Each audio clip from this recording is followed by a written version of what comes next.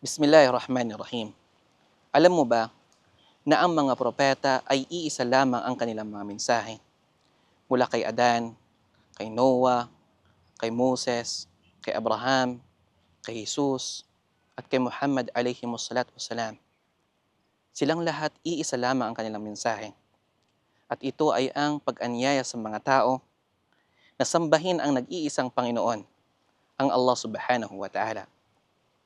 At iwasan ang lahat ng mga Diyos na sinasamba maliban sa Kanya.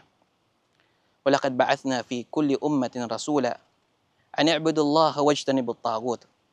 At katiyakan aming ipinadala sa bawat pamayanan ang sugo upang anyayahan ang mga tao, sambahin ninyo ang Allah at layuan ninyo, iwasan ninyo ang mga huwad ng mga Diyos. Dahil dito ang mga propeta,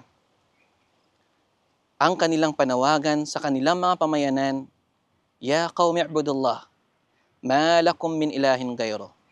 O aking pamayanan, sambahin ninyo ang Allah. Wala kayong ibang Panginoon maliban sa Kanya.